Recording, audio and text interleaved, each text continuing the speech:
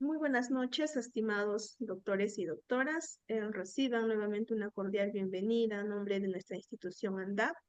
En esta oportunidad vamos a desarrollar un curso bastante importante, que es el curso especializado de asistente en función fiscal y administrativo. Este curso de doctores se va a desarrollar en 3 sesiones. La certificación es por 60 horas académicas. Y en esta oportunidad, quien nos va a acompañar con su ponencia es el doctor Sergio Emerson Chávez Panduro. Ya muchos de ustedes lo conocen a nuestro ponente, es bastante dinámico, muy didáctico y es especialista también en Derecho Penal y Procesal Penal. Bien, doctores, para que esta sesión se desarrolle de manera dinámica, activa, pueden encender sus cámaras. Aquellos que también desean formular sus preguntas pueden realizarlo a través del chat o en su defecto pueden alzar la mano. Se les va a habilitar el audio a cada participante. Recordarles, doctores, que las preguntas que se deben formular deben ser de acuerdo al tema que el día de hoy nuestro ponente va a abordar. Finalmente, se le solicita estricto respeto a nuestro ponente. Está prohibido rayar la pantalla, a los organizadores del presente evento académico y a todos nuestros participantes quienes se encuentran conectados en nuestra plataforma Zoom y también aquellos que nos están viendo a través de nuestro Facebook Live de nuestra institución ANDAP. Bien, doctor Sergio, con ello le doy pase a efectos de que pueda dar inicio a la sesión del día de hoy. Muchísimas gracias. Muchas gracias, doctora. ¿Qué tal? Bueno, gracias por la invitación. Muchas gracias a cada uno de ustedes, doctores, que están aquí en esta sesión de clase el día de hoy. Un gusto, la verdad, bueno, estar con ustedes. Son cerca de 80 participantes que se encuentran en el Zoom, 80 participantes quienes están presentes en este curso en asistente en función fiscal, asistente administrativo. Y bueno, quien les habla trabaja en la Fiscalía especializada en delitos de corrupción de funcionarios y hemos sido asistente en función fiscal ya desde los lejísimos años 2015. Entonces tenemos experiencia para, lógicamente, abordar temas de asistente en función fiscal, porque quien forma a quien va a ser asistente, lógicamente, tiene que trabajar en casa, es decir, tiene que trabajar dentro del Ministerio Público. Y por eso es que, ¿qué tal? ¿Cómo está Luis? Entonces, vamos a abordar temas teóricos respecto a lo que realmente es la función de quien trabaja dentro de una institución tan grande como el Ministerio Público. Y vamos a abordar, lógicamente, también aspectos importantes relacionados a la carpeta fiscal. No voy a empezar con tema de gestión de despacho fiscal. Voy a empezar con la carpeta fiscal, ¿no? ¿Por qué la carpeta fiscal? Porque es lo que cotidianamente suele trabajar este brazo derecho del fiscal. A veces cuando yo pregunto quién es el brazo derecho del fiscal, la mayoría me dice el brazo derecho son los efectivos policiales. Entonces yo lo sonrío y no digo que no sea así en todo caso porque hay que trabajar en el binomio Ministerio Público y Policía Nacional del Perú, pero lo que yo quiero precisar es lógicamente que el encargado de tener ese rótulo de ser el brazo derecho en la labor de la actividad del Ministerio Público no es el efectivo policial, sino es el asistente en función fiscal, asistente en función fiscal, que hoy en día, desde el año 2019, se establece que el asistente en función fiscal va a tener un perfil de fiscal. ¿Y por qué perfil de fiscal? Porque una de las funciones, la primera función que le dan al asistente en función fiscal es desarrollar las labores de proyección, proyectar.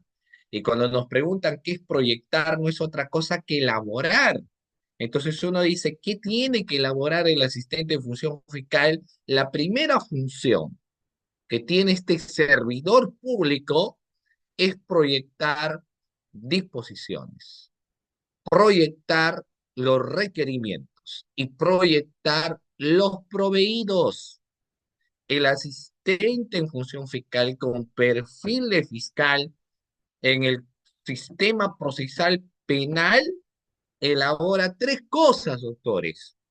elabora las disposiciones, formula los requerimientos y elabora también los proveídos. No nos olvidemos, tres cosas elabora el asistente de función fiscal. Las disposiciones previamente establecemos que no son otra cosa que las decisiones que se adoptan durante el desarrollo del proceso de investigación. Diariamente hay que decidir qué hacer y el fiscal tiene que decidir qué hacer durante el desarrollo de la labor de investigación. Llega una denuncia, porque dicho sea de paso, cotidianamente suelen llegar al Ministerio Público una gran infinidad de denuncias, pero que no necesariamente significan que dichas denuncias hay que aperturarlas. En muchos de los casos las denuncias hay que archivarlas. Y así se apertura, se sigue con el proceso del caso porque podríamos devenir en una formalización, en una recalificación del delito, en una declaratoria de complejidad del delito, ¿no?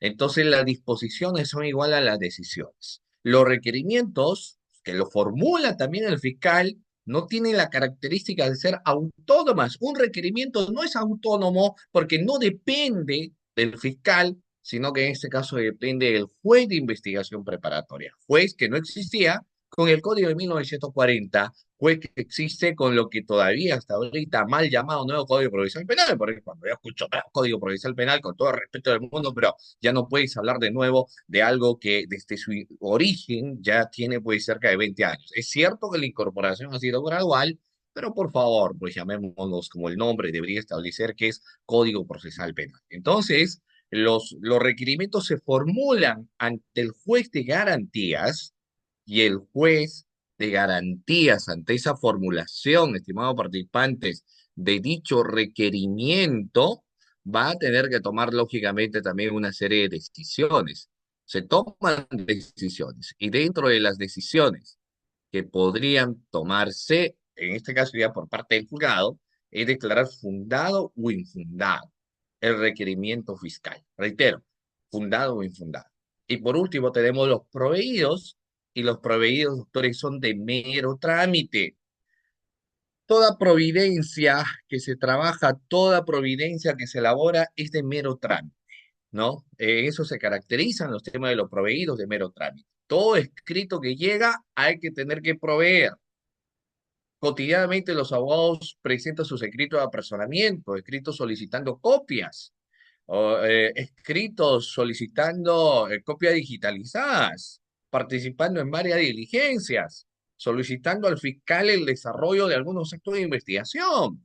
Entonces, la defensa suele presentar una gran variedad de escritos, así como las instituciones suelen remitir también ciertas documentaciones y todas ellas tienen que tener un orden respectivo y ese orden se va a establecer a través de la providencia. Pero esta noche no hablaremos de lo que son disposiciones, providencias o requerimientos, sino vamos a hablar, punto número uno, de la carpeta fiscal y punto número dos, de la gestión del despacho fiscal. Nuevamente, para quienes se están conectando, nuestros dos ejes temáticos es hablar de la carpeta fiscal y hablar de gestión del despacho fiscal. Dos temas muy interesantes. Voy a empezar con el primero de ellos.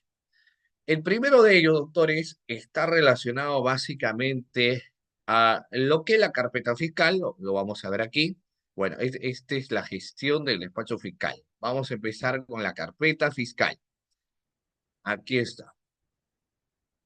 Cuando empezamos a hablar de la carpeta fiscal, lo primero que tenemos que tener en cuenta es el reglamento que regula la carpeta fiscal. No es complicado el aprendizaje de la carpeta fiscal, pero a veces nos olvidamos del basamento de legalidad. Entonces, desde el año 2006, ojo, desde el año 2006, estimados participantes, existe una resolución. Tomemos nota de la resolución. La resolución es la número 748-2006, MPFN del 21 de junio del 2006. Reitero nuevamente la denominación de la resolución, que es la número 748-2006, así como lo estamos estableciendo, 748-2006, MPFN del 21 de junio del 2006. Esta resolución que yo les hago mención tiene un total de 4 capítulos. 4 capítulos tiene la resolución número 748-2006. Cuando hoy en día, por ejemplo, alguien nos pregunta respecto a lo que viene a ser el contenido de la carpeta fiscal, entonces vamos a sostener que es en base a lo que se encuentra establecido en la resolución número 748/2006 del 21 de junio de 2006, que precisamente me empieza señalando cuáles van a venir a ser los capítulos de la carpeta fiscal. Y son cuatro capítulos. El primero, que nos habla de las normas generales. El segundo me habla de la carpeta fiscal física. El tercero de la carpeta fiscal electrónica. Y por último, del monitoreo que tiene que existir a la carpeta fiscal. ¿Ya? Estos son los cuatro capítulos que establece el marco de la resolución número 748/2006 del 21 de junio de 2006. Me habla de un total de cuatro capítulos relacionados al cuidado y custodia que debe existir a la carpeta fiscal. ¿Ya? Vamos a ver la primera denominación, pero yo primero les empiezo a preguntar a ustedes qué concepto tenemos, pero antes de preguntarle el concepto, voy a preguntarles a quiénes de ustedes, a los cerca de 100 participantes que se encuentran ahora, muy bien, la pregunta es lo siguiente, estimados participantes, vayamos, ¿cuánto de los cerca de 100 participantes quiere ser asistente en función fiscal? A ver, todos los que quieren ser asistentes en función fiscal me dicen, yo. ¿Quiénes quieren ser los futuros asistentes en función fiscal? Betsy, yo, Alex, yo, Joan, yo, Betsy, yo, Rosemary, yo, Carolina, yo, Rubén, yo, Shirley, Catherine, yo, Yesenia, yo, por supuesto, Leslie, yo, casi prácticamente los 100 participantes, la gran mayoría me dicen, yo quiero ser asistente de función fiscal, ¿no? Pero tú quieres ser asistente de función fiscal porque realmente es tu vocación hacer carrera fiscal, o es que no sabes a dónde postular y dices, bueno, quiero postular al Ministerio Público, pues no, a ver, bueno, ¿a dónde me voy? Me iré a la fiscalía. Entonces, si eso es la idea o ese es el chip, yo te digo, mejor no vayas a la fiscalía, pues, ¿no? Mejor dedícate a otra labor. Punto número dos, si me vas a decir, no, lo que pasa es que yo quiero tener mis ingresos económicos, yo quiero ganar dinero. Entonces, si ese es el chip que tú tienes, si quieres ingresar al Ministerio Público, mejor te dedicas a la defensa privada, que vas a tener seguramente mucho más, obviamente, mejores ingresos que el pago que se suele dar a un asistente de función fiscal. Entonces, tu idea no tiene que ser el marco pecuniario del ingreso económico, ni mucho menos otra situación, sino que fundamentalmente lo que tú tienes que tener en cuenta es la vocación. Por eso es que todo lo que está en el Ministerio Público les tiene que gustar estar dentro de una institución como la Fiscalía, que es denominada una institución autónoma con reconocimiento constitucional, porque su propia ley orgánica así lo establece, una institución que tiene una finalidad de defensa de la sociedad, o sea, fíjense ustedes, semejante responsabilidad que se le da a una institución del Ministerio Público, defensa de la sociedad. Es decir, muchos inequívocamente dicen, ¿quién me va a defender de la policía? Pero técnicamente quien ingresa en defensa de tus derechos como ciudadanos y lo va a debatir o discutir en una audiencia, el Ministerio Público, no son los efectivos policiales y la Fiscalía, señor. Entonces, la Fiscalía tiene una función de defensa de la sociedad en cualquier delito existente, en todo delito contra la vida, el cuerpo de la salud, en los delitos contra la administración pública, en los delitos contra la seguridad ciudadana, ingresa el Ministerio Público como una institución de defensa de la sociedad. Y no solamente eso, sino que aparte de ello, se establece que el Ministerio Público también es el defensor de la legalidad. Entonces, en pocas palabras, lo que te establece que al ser el defensor del contexto de legalidad, el primero que realiza una interpretación de cada una de las normativas de los artículos establecidos en el Código Penal no será el juez, sino que el primero que tendrá que desarrollar una interpretación técnica, una interpretación jurídica, no una lectura literal, sino un análisis profundo es el Ministerio Público. Entonces, lógicamente, por eso se establece que el Ministerio Público es defensor de la legalidad, persecutor del delito. Bueno, hay persecutor de delito si es que hay delito también, porque no hay que buscar los tres pies al gato. Si hay delito, hay que ir en busca del delito, defensa de la sociedad, tiene carga de probarse. Entonces, un primer factor importante en el caso del perfil del asistente en función fiscal es uno, que le tiene que gustar la investigación. Le tiene que gustar investigar. Reitero nuevamente, dentro de la vocación o del perfil a nivel del Ministerio Público, es en cualquiera de las tres instancias existentes, pero te tiene que gustar la labor de investigación. Te tiene que gustar investigar. De hecho, todos tenemos innatamente una esencia para investigar, pero lo que suele suceder es que dentro del Ministerio Público existe una obligación para que tú investigues, porque ese es parte del rol que vas a desarrollar dentro del Ministerio Público, el perfil de desarrollar labores de investigación. Si a ti no te gusta investigar, entonces el cargo de fiscal o el cargo de asistente de función fiscal no es para ti si no te gusta la investigación. Y la investigación no es aquella que solamente se desarrolla en el escritorio, sino que la investigación se busca fuera del escritorio, es decir, fuera del Ministerio Público, a través de los allanamientos, a través de las incautaciones, los descerrajes, las visitas inopinadas, la reconstrucción de los hechos. Ahí se obtienen los elementos de convicción para que finalmente luego el fiscal pueda tomar una decisión, ¿no? Entonces, un primer requisito importante es que el asistente de función fiscal sepa esta. Hay otra pregunta bastante interesante. Ustedes saben que en el ámbito del derecho laboral existe el respeto que tiene que existir a la jornada laboral de 8 horas diarias. Uno tiene que elaborar 8 horas diarias. Pero yo te pregunto, digamos, a ustedes, ahora más de 100 participantes que se encuentran en la sala Zoom, si la primera pregunta que yo les formulara fuera la siguiente, o es la siguiente, y voy a pedir a ustedes su respuesta. Miren, ¿hasta qué hora están dispuestos a quedarse dentro de la institución del Ministerio Público, estimados participantes? ¿Hasta qué hora podrían quedarse en un día cotidiano dentro de la fiscalía? Hablo de una fiscalía provincial. ¿Cumplirías tus 8 horas de jornada laboral hasta que acabes la carga existente? 24/7, y esa es la primera pregunta que yo recuerdo en una convocatoria lanzaron y que es una pregunta directa, ¿no? ¿Hasta qué hora estás dispuesto a quedarte? O sea, te digo porque esa es la esencia, y con eso no estamos diciendo que vamos a aplicar o vamos a negrear al asistente de función fiscal, no, pero eso es una pregunta para ver por lo menos el grado de intencionalidad de la persona que tiene.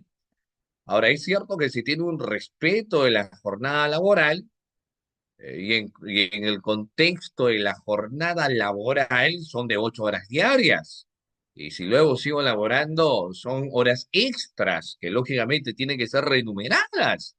Pero como le decía, tiene que haber un contexto de pasión en la labor que tú desarrollas, lógicamente sin descuidar tus otras actividades que puedas tener, pero lo que se incita en todo caso es que quien trabaja dentro del Ministerio Público te tiene que apasionar, te tiene que apasionar la investigación, te tiene que apasionar la búsqueda de los elementos de convicción de cargo, de descargo.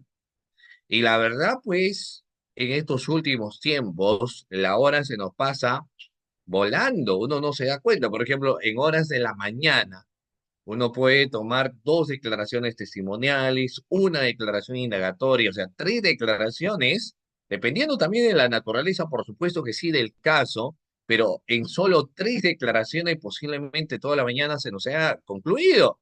En la tarde hay una audiencia, luego hay que avanzar con la redacción de los requerimientos o disposiciones que puedas ver, entonces a veces las 8 horas son insuficientes, ¿no? Se tiene que quedar 2 horas más, 3 horas más, 4 horas más, posiblemente luego tiene que venir sábado, quizás domingo, ¿de acuerdo? Entonces, lógicamente, hay que tener en cuenta, ¿ya? Y eso es importante que hay que tener en cuenta porque te tiene que gustar la labor de investigación en la fiscalía. los labores de argumentación, de sustentación.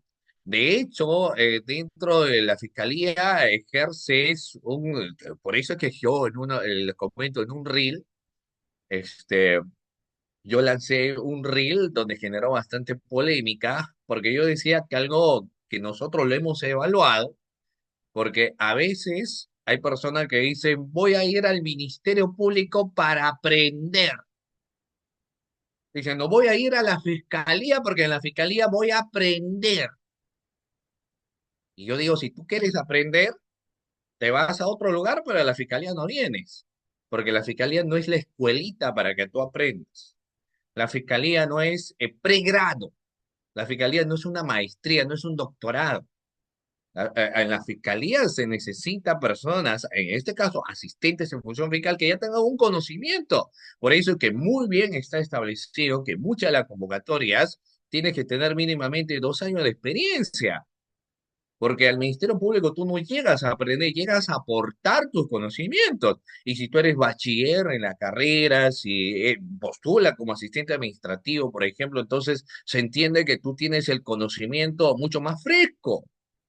Porque luego los fiscales no tienen, o sea, sabrán su materia de especialización, depende de cómo se van capacitando también, pero el estudiante es el más fresco, con conocimientos teóricos. Entonces el asistente tiene que llegar a aportar.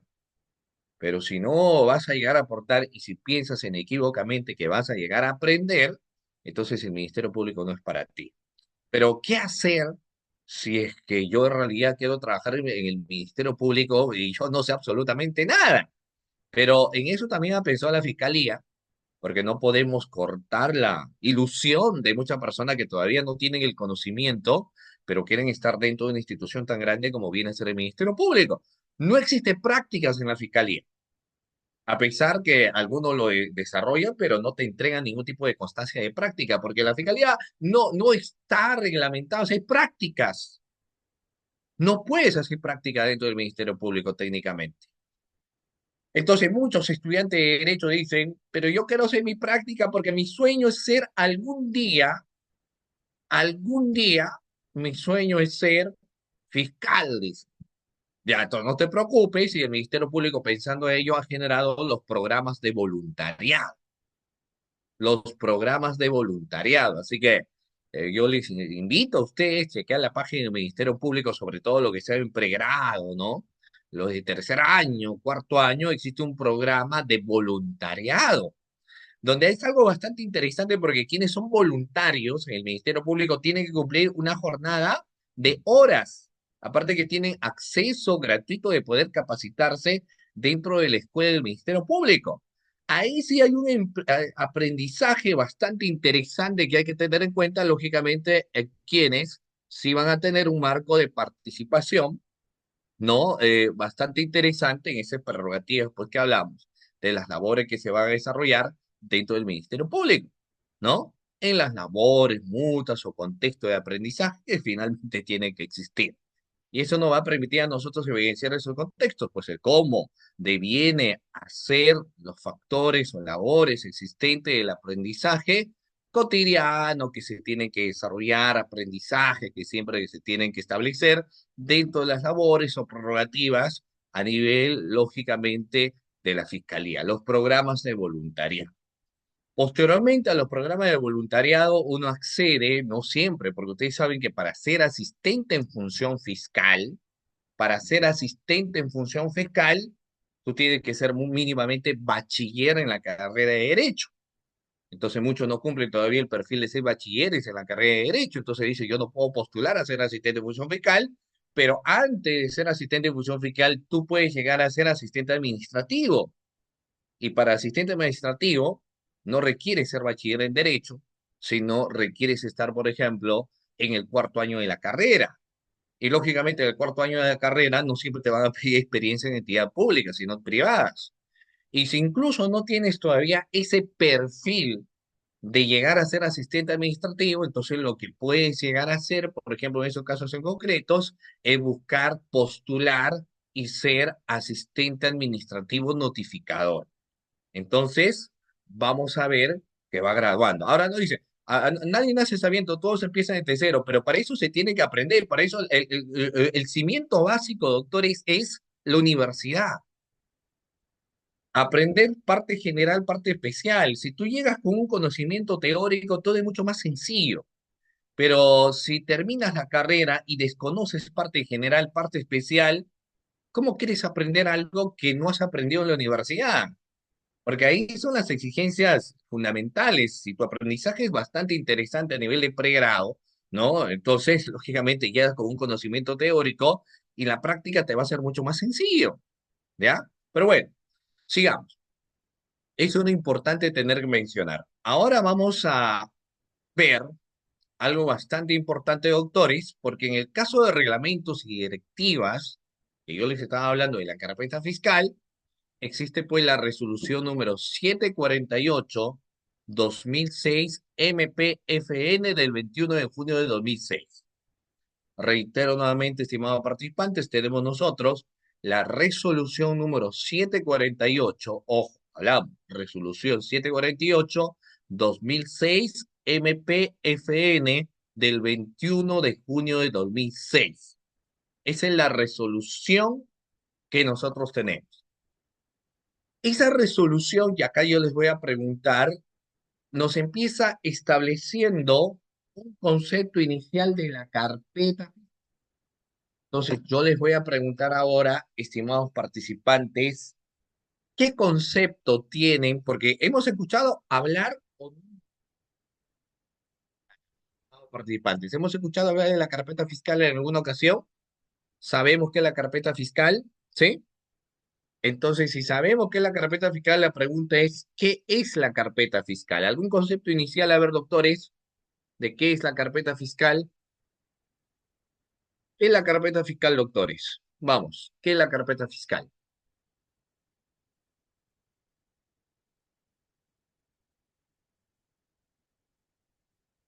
¿Quién me podría dar un concepto inicial sobre qué entendemos por carpeta fiscal, que es lo que precisamente ahora vamos a establecer? ¿Qué es la carpeta fiscal?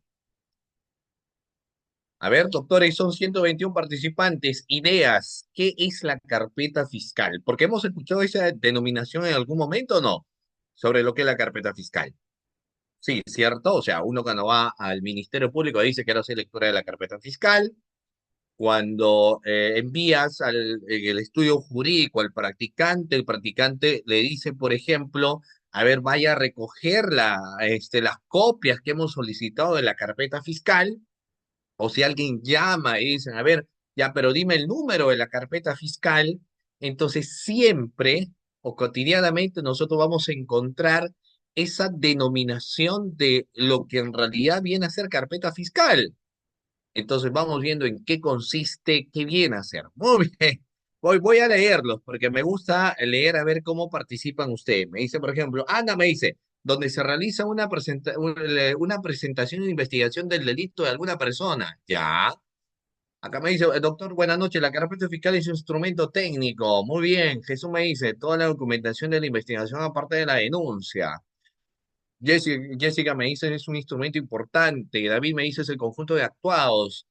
Vamos a ver, en Madrid me dice, es el instrumento que maneja el MP donde se guarda la información de los actos procesales. Rafa me dice, es el documento donde se plasman todos los actuados que realiza durante la comisión de un delito. Existen detenidos. Se han a cabo las actuaciones fiscales. Es un instrumento técnico. Muy bien. Vamos a ver en el contexto, porque nosotros en realidad, doctores, si hablamos de la carpeta fiscal, ¿no? Es un medio físico que ayuda al fiscal a llevar un orden en las actuaciones. Muy bien.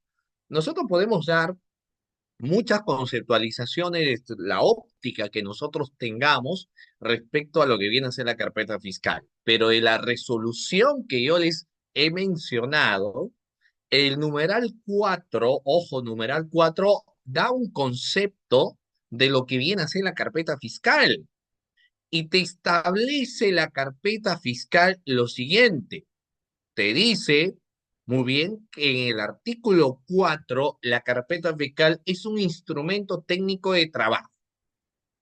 Si tú postulas a una convocatoria, porque la gran mayoría, yo entiendo que todos los cerca de los 122 participantes que se encuentran en la sala Zoom, quienes nos están viendo también, ¿no? Porque este curso está dirigido para quienes son asistentes en función fiscal o quienes están postulando a ser asistentes en función fiscal. Entonces, muy posible que si en algún momento la primera pregunta que les formulen es, o la primera pregunta que les podrían formular sería, ¿qué viene a ser la carpeta fiscal? Ustedes van a decir, la carpeta fiscal es un instrumento técnico de trabajo. No nos olvidemos. Si nos preguntan ello, vamos a mencionar que la carpeta fiscal es un instrumento técnico de trabajo. ¿Ya? Muy bien. Entonces, hasta ahí ese concepto siempre lo debemos tener en cuenta. Que la carpeta fiscal, técnico de trabajo, lo establece el artículo 4 de la resolución número 748/2006. Si tú me respondes de esa manera, entonces yo digo, este postulante a ser asistente de función fiscal conoce la base legal, conoce la resolución. Entonces, muy bien, pues, excelente, ¿no? Tiene el conocimiento de basamento legal, conoce la resolución. Ahora, la siguiente pregunta. ¿Y qué contiene una carpeta fiscal, estimados participantes? O sea, ya hemos conceptualizado, ¿ah? Ahora les hago otra pregunta. Imagínense que la siguiente pregunta fuera lo siguiente. Muy bien, postulante en asistente de función fiscal, me acaba de establecer que la carpeta fiscal es un instrumento técnico de trabajo. Ahora te pregunto, ¿qué contiene el contenido de la carpeta fiscal? ¿Qué va a contener, doctores? A ver, por cuestión, porque yo estoy seguro que muchos de ustedes han hecho práctica, saben qué contiene una carpeta fiscal. ¿Qué va a contener, doctores? A ver, vamos. Dice la siguiente pregunta, ¿qué contiene la carpeta fiscal? A mí me dice, la carpeta principal, la carpeta de auxiliar, muy bien, Axel. Daniel me dice, contiene informaciones policiales, disposiciones, ampliaciones, declaraciones, etcétera. Evelyn me dice, la denuncia penal, ya, muy bien. Hay informes, PNP, declaraciones, la apertura, Lourdes me dice la apertura. Mira, entonces vamos a ver que nuestra herramienta técnica de trabajo, llámese en este caso la carpeta fiscal, doctores, en el mismo artículo 4 que estamos mencionando, nos va a señalar lo que va a tener como contenido la carpeta fiscal. O sea, esta es nuestra carpeta fiscal, herramienta técnica de trabajo, y luego nos establece lo que va a contener la carpeta fiscal y nos dice, doctores, que contiene todo eso que ustedes pueden ver.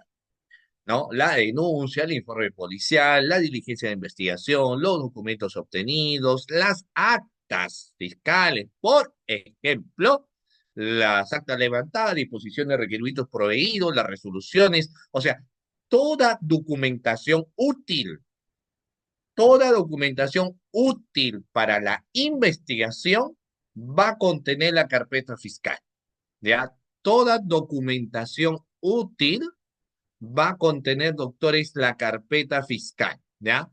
Vamos a empezar de todas estas, obviamente, señalando lo siguiente, miren, sobre la denuncia.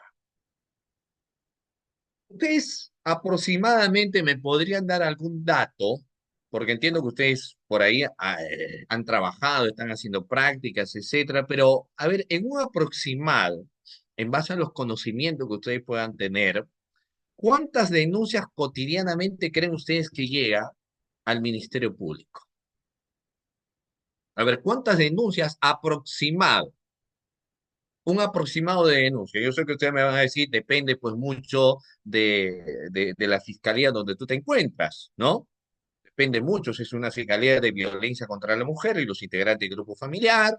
Depende mucho si es una fiscalía de lavado de activos y crimen organizado, de ciberdelincuencia, en una fiscalía común. Depende mucho de ello para poder ver a cabalidad realmente la cantidad de denuncias que llegan cotidianamente al Ministerio Público. Eso es muy cierto. Ustedes saben que la denuncia que llega al Ministerio Público se puede dar hasta de 4 o 5 maneras. O sea, ¿de qué formas uno plantea la denuncia? Lo que la gran mayoría de nosotros conocemos es que cuando alguien presenta su denuncia, antes de la pandemia, la gran mayoría de personas presentaba por escrito su denuncia y lo presentaba a mesa de parte, a mesa de parte. del Ministerio Público, ¿ah? Del Ministerio Público. Presentaba su denuncia mesa de parte del Ministerio Público. Ahí está mi denuncia. Presentada, tenías tu cargo de denuncia, ahí salía el número de la carpeta y luego el despacho a quién lo van a derivar. Entonces ya luego, si tú querías saber cómo estaba yendo tu caso, te ibas al despacho fiscal a donde habían asignado la carpeta fiscal. Entonces, la gran mayoría de denuncias antes de la pandemia siempre se han presentado de manera escrita. Pero es la única forma, doctores, en la cual uno puede presentar su denuncia de forma escrita o existe otra forma en la cual uno puede presentar una denuncia.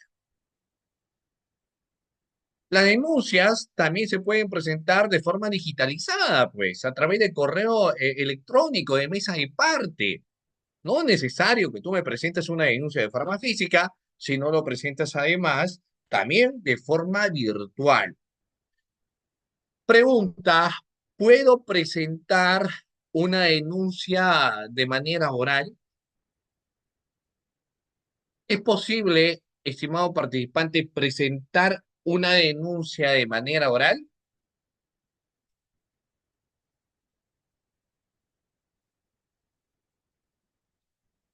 Vamos con la pregunta. La gran mayoría me dice, sí, profe, por supuesto que sí. Se puede presentar una denuncia de manera oral o de manera verbal. Pero fíjense con lo que te voy a preguntar. ¿En qué caso se presenta una denuncia de manera oral? ¿En qué caso se presenta, cambio de denominación nada más, la denuncia verbal?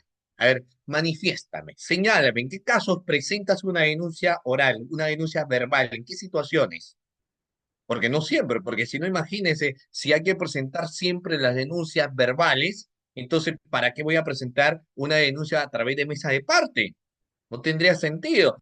Pierdo tiempo, evito la fatiga y mejor presento de manera verbal.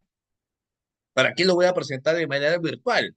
Fíjense ustedes, muy bien, claro, de forma oral solamente voy a presentar, porque yo le voy a contar un caso, ¿ah? O sea, le voy a contar, en realidad, que mira, ya estamos llegando a la hora y media, en realidad 2 horas para hablar del tema es muy corto, porque es amplio el contexto de la carpeta fiscal. Pero mira, para abordar algunos temas, ponte ahora el chip, tú eres fiscal, o sea, ponte ese chip, tú eres fiscal. Entonces llega una señora, la señora dice, a ver, voy a presentar porque he escuchado en la institución ANDAP, le he escuchado al profesor Sergio Emerson hablar que también las denuncias se pueden presentar de manera verbal. Entonces yo me voy a constituir al Ministerio Público para presentar mi denuncia de manera verbal. La señora asiste y dice, a ver, ¿quién es el fiscal que recepciona denuncias verbales? Entonces le dicen, ah, el fiscal que ahora está recepcionando denuncias verbales es el fiscal tal. Se encuentra en el quinto piso. Ya, muy bien, la señora pasa, entonces el fiscal lo atiende y le dice, sí, dime señora, ¿en qué le podemos atender? ¿Qué es lo que está trayendo? ¿Algún tipo de denuncia? Sí, voy a presentar una denuncia. Quiero denunciar al alcalde de la municipalidad tal porque en el año 2020 me solicitó dinero. Así dice, ¿no? La verdad que yo no me atrevía, pero he conversado, me he asesorado, entonces quiero denunciar al alcalde porque el año 2019 me ha solicitado dinero, me ha solicitado plata. Entonces la pregunta es, tú como fiscal, ¿qué haces? ¿Aceptas esa denuncia oral? ¿Lo plasmas en un acta de denuncia verbal lo que la señora está diciendo? Esa es la primera alternativa. O la segunda alternativa, le explicas a la señora de que solamente pueden atender denuncias verbales, plasmarlas en un acta de denuncia verbal, si es que es un ilícito que se está dando en ese mismo momento y que pueda devenir en la realización de un operativo, es decir, en supuestas circunstancias de flagrante delito. En circunstancias de flagrante delito, ¿qué le dices a la señora? ¿O le recepcionas en su denuncia verbal? Es una pregunta importante porque ustedes, como futuros asistentes en función fiscal, no le van a preguntar pues a cada rato al fiscal, doctor, ¿qué hago aquí? Doctor, ¿y en esto qué es lo que tendría que hacer, doctor? ¿Y en esto qué hago, doctor? O sea, no le vas dichoso de lo que finalmente sí tengan paciencia para poder explicarte, decirte, hijo mío, es esto, ¿no? Pero si a cada rato me vas a estar preguntando, mejor lo hago solo, pues. O sea, con todo el tema, ¿no? Si a cada rato me dice, pero doctor, ¿cuántos folios tiene la carpeta? Pero doctor, ¿qué es flagrancia, doctor? Pero doctor, ¿qué es operativo? Oye, hijo mío, ¿tú eres abogado o tienes otra profesión? No, si eres chef, te explico, con todo respeto, no es que no falta de paciencia, pero tampoco pues me preguntes obviedades. O sea, si me vas a preguntar, pregúntame de situaciones, ¿no? Acá estaba, acá yo no soy tu profe, acá estamos a nivel de investigación, certifica, se entiende que tú me tienes que asistir, ¿no? Por favor, pues, entonces, lógicamente para eso es que nos matriculamos en ANDAP, para que lógicamente ya tengamos estos conocimientos y pues no terminemos preguntando obviedades, ¿no? No, pero hay que preguntar obviedades. Hay que preguntar, obviamente, cuestiones que si uno dice desconozco, profe, porque no lo sé, o señor fiscal, ¿no? Porque, como les digo, hay fiscales que sí tienen paciencia para explicar. Entonces, va a depender, pues yo no sé, no soy un pitonizo, qué fiscal te puede tocar. Pero hay fiscales que obviamente tienen paciencia y te van a decir, muy bien, hijo mío, este es así, con grafiquito, te recomiendo este libro, en todo caso, te recomiendo este canal de YouTube, o te recomiendo este video, tú repasa, indaga y yo te voy explicando. Porque hay a muchos que les gusta la docencia, hay muchos que les gusta enseñar, pero quizás a tu fiscal no le gusta enseñar, pues. Él dice, a mí no me gusta enseñar docencia, a mí no me interesa la docencia, a mí me gusta la investigación. Entonces no tiene paciencia, pues, porque claro, va haciendo muchas cosas y él no vas a pedir que te enseñe porque él no sabe enseñar. Entonces, por eso es que el asistente tiene que llegar también sabiendo que más bien va a buscar aportar y no va a esperar y va a decir, a ver, enséñame, y depende, puede el fiscal, ¿no? No te va a decir, hijo mío, esto es así, ¿no? El fiscal te dirá, más bien tú dime, tú eres el fresco aquí, ¿no? Entonces, claro, muy bien, claro, así usted pierde su tiempo, dice, ¿no? Claro, o sea, depende, ¿no? Hay otros que les gusta, pues, el fiscal le gusta explicar a su asistente, entonces el fiscal le va a decir, hijo mío, este es un acta, el acta se encuentra reglamentado en tal artículo, es porque les gusta, pero no es una obligación del fiscal enseñar, no es una obligación. Y si le gusta, te enseña, si no le gusta, tú tienes que cumplir tu función, y si no cumple tu función, sencillamente el fiscal dice, bueno, yo no quiero contar con ese asistente y lo cambia, ¿no? Muy bien. Entonces hay que tener en cuenta. Sí conozco a alguien que sí le gusta enseñar, claro, hay alguno que le gusta enseñar y hay otro que va a decir, mira, este asistente a cada rato me pregunta, ¿qué hago aquí? ¿Qué es un proveído? ¿Qué es una disposición? ¿Qué hago con este oficio? O sea, yo tengo que explicar todo. Entonces quiero otro asistente que sea mucho más proactivo, que en vez de que vaya preguntando, me dé soluciones. Porque ya les acabo de señalar, el Ministerio Público no es una escuelita de enseñanza. Tú llegas al Ministerio Público a aprender. Y si tú quieres aprender, tienes el programa de voluntariado. Porque en el programa de voluntariado tú sí puedes estar haciendo tus prácticas. Entonces, hemos dicho que la denuncia, pues, en esas situaciones directas son denuncias que yo voy a recepcionar siempre y cuando se traten de una circunstancia de flagrante delito. Solo en circunstancias de flagrante delito, flagrancia delito. Pero no, hasta ahí estoy hablando de las dos formas en las cuales uno presenta su denuncia. La denuncia escrita, la denuncia verbal, pero existe una denuncia que siempre se presenta, doctores, los domingos. ¿Ven noticia, doctores, o no? Ahí pregunta, ¿ven noticia? La verdad, pues no, porque hay algunos que no les gusta ver noticias. Yo a veces los domingos veo noticias, a veces el día de la semana no veo nada, prefiero no ver la noticia porque todo es muerte, violación, etcétera, ¿no? Pero ya dentro del Ministerio Público es una obligación que tú tengas que ver tu noticia porque vas a estar en semanas de turno. Y existe una denuncia que se da en los programas periodísticos, porque los periodistas también desarrollan una labor de investigación periodística, ¿no? Entonces ellos presentan denuncia. De hecho, estaba viendo por ahí una supuesta denuncia de un delito de chantaje sexual, de acoso sexual, etcétera, por parte de algunos funcionarios que para trabajar dentro de la institución pedían favores sexuales. Entonces, sale esta noticia, por ejemplo, en un programa dominical, entonces eso es una denuncia periodística. La denuncia periodística, sea televisiva, la denuncia periodística, sea escrita, es una denuncia que puede dar inicio a una investigación del fiscal.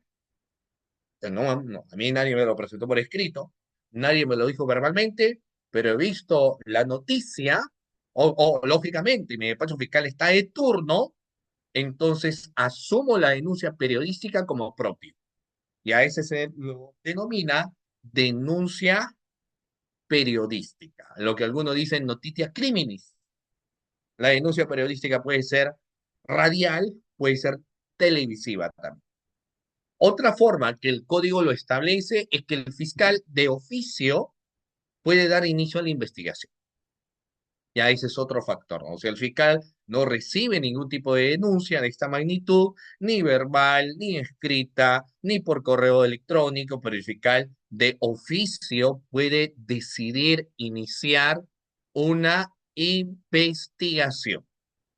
De oficio puede decidir iniciar una investigación. ¿Estamos bien? ¿Sí? ¿Todo claro hasta ahí, doctores?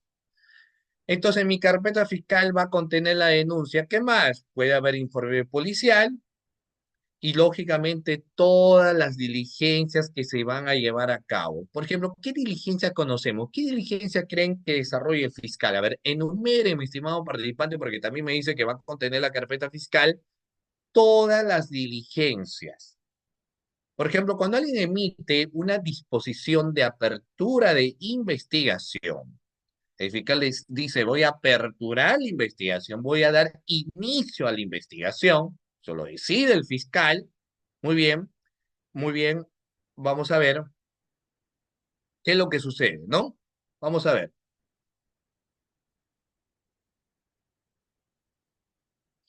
El fiscal decidió iniciar una investigación, porque eso no cambia, el fiscal emite una disposición.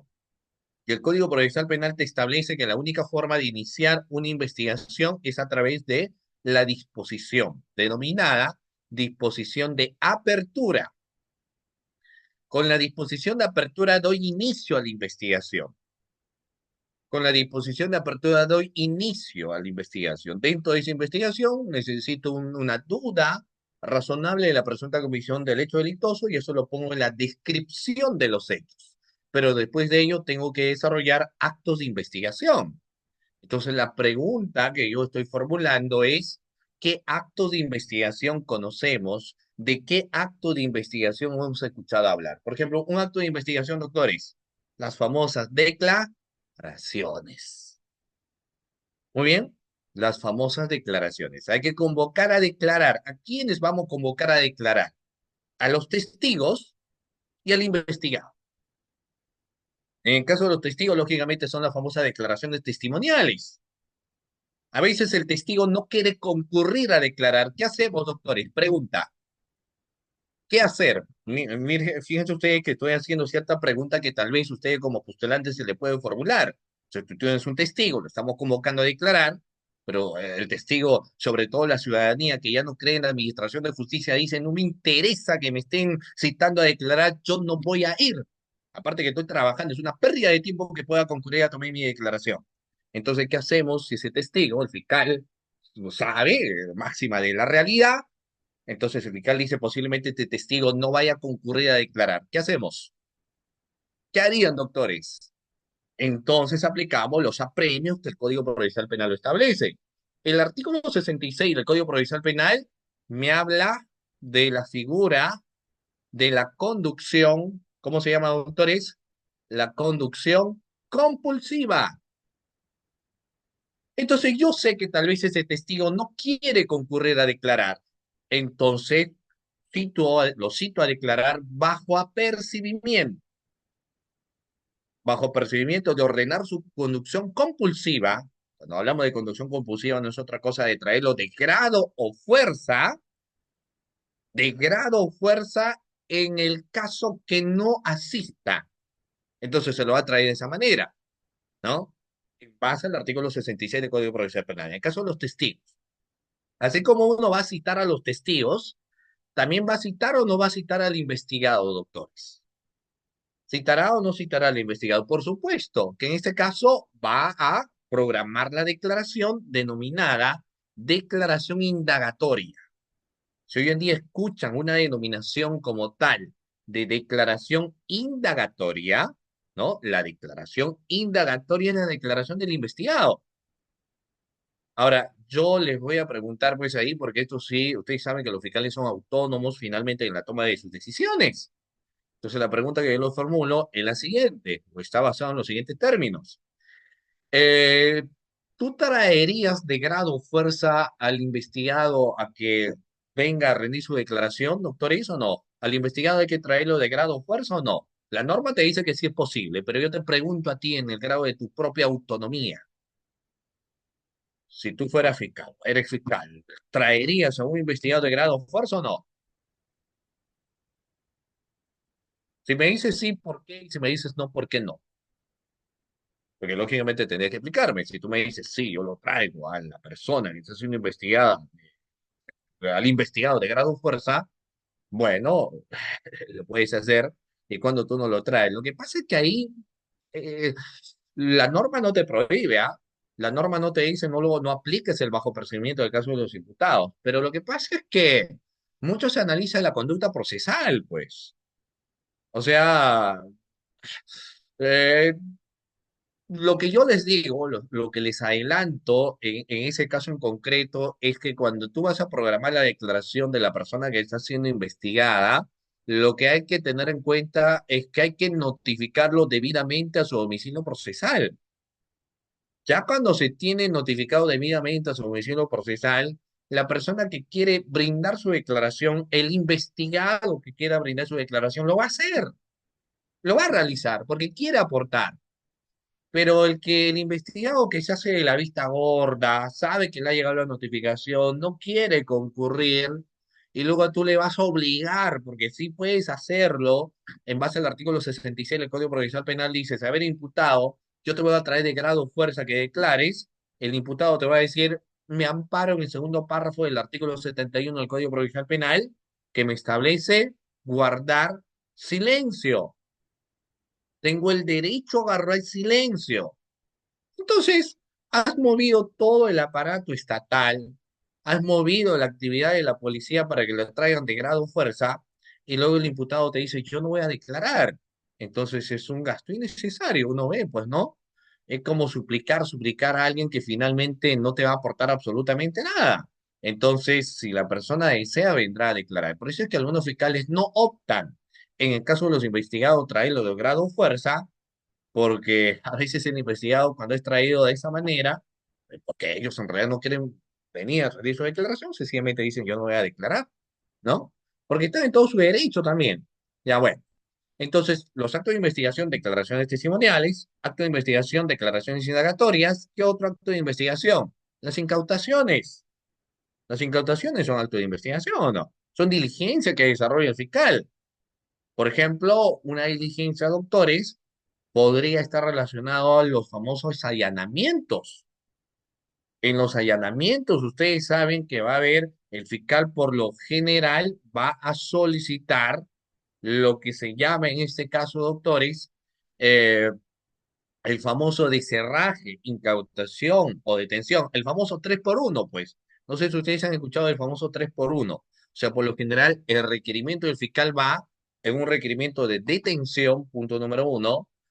Punto número dos, un requerimiento de cerraje y un requerimiento en este caso, allanamiento propiamente dicho, ¿no? Hay que recabar todos los medios o todos los medios probatorios, los documentales y demás que podemos encontrar en ese lugar. Brevemente, ustedes saben en qué consistirá, doctores, la diligencia de deserraje.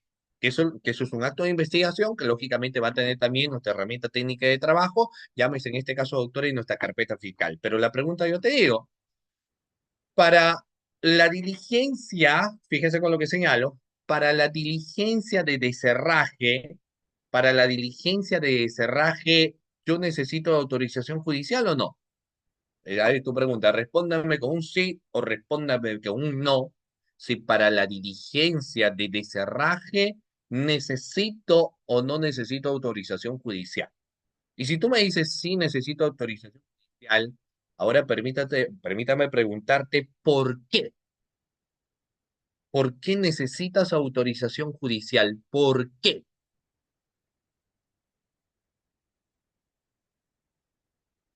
Ya yo comparto lógicamente la idea con ustedes cuando establecemos que para la diligencia de deserraje necesariamente necesitamos una orden judicial. Ojo, no estoy hablando de una situación flagrante de delito, porque ustedes saben que en las situaciones de flagrancia, el cuarto tipo de flagrancia es cuando uno puede encontrar a una persona con ciertas evidencias o inferencias. Entonces ahí sí uno podría ingresar al domicilio. Pero yo estoy hablando de otro contexto no flagrante, entonces tú tienes que realizar un deserraje. Y la pregunta que yo estoy formulando es si para la diligencia del deserraje se necesita o no autorización judicial. Esa es mi pregunta. ¿Necesitamos o no necesitamos autorización judicial? Esa es la pregunta. La gran mayoría me dijo sí, porque lógicamente mi, yo tengo en el artículo 2 de la Constitución Política, artículo 2 de nuestra Carta Magna, artículo 2, ¿no? De la Constitución, valga la redundancia, estimado participante, nos habla de la inviolabilidad del domicilio. O sea, ¿hemos escuchado hablar o no de ese derecho, doctores, de la inviolabilidad del domicilio? Te dice la inviolabilidad del domicilio. Tú no puedes ingresar a mi casa si yo no te invito, pues. Si yo te invito, mano, ¿no quiere pasar usted a tomar una tacita de café? Entonces tú puedes concurrir, vienes y tomas asiento, siéntate como en casa. Coge todo lo que sea de la refri, etcétera, sírvate. Entonces yo te estoy invitando porque el único que te puedo autorizar es mi persona, o la persona de cada uno de ustedes que inviten a una persona. Pero si no, nadie puede ir a tu morada, pues. Existe la inviolabilidad del domicilio. Entonces, lógicamente, si voy a realizar una diligencia de deserraje, la diligencia de cerraje eh, trae consigo, lógicamente, una, llamémoslo de esta manera, una afectación al derecho fundamental a la inviolabilidad domiciliaria. Pero, lógicamente, por la urgencia o naturaleza de la misma, es justificada, ¿no? Entonces, hay un requerimiento previo por parte del Ministerio Público y hay que ver cómo el juez lo declara fundado, en su defecto tal vez lo podría declarar infundado. Habría que ver cada caso en concreto. ¿Ya? Pero esos son finalmente las posibilidades que, digamos, nosotros podríamos tener. Fundado y fundado son posibilidades, doctores, que nosotros podemos encontrar. Sigamos. Miren, vayamos acá, doctores. Aparte de los señalamientos, acá un pequeño paréntesis. Es un asistente en función fiscal podría participar del allanamiento, depende. ¿Depende de quién? Depende de su fiscal. No hay una obligación, si el fiscal desea o no desea. ¿Ya? Muy bien. Pero yo te digo, por lo general, ¿a qué hora se desarrollan los allanamientos? Y por ende, las posibilidades de existencia de un desarraigo. Aproximadamente, doctores, ¿a qué hora han visto ustedes, han escuchado que se desarrolla una diligencia de allanamiento? Están allanando, como obviamente el desarraje posterior, que lógicamente va a existir.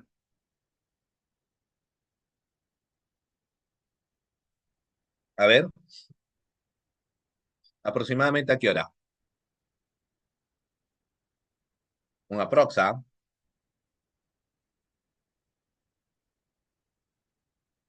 ¿qué hora?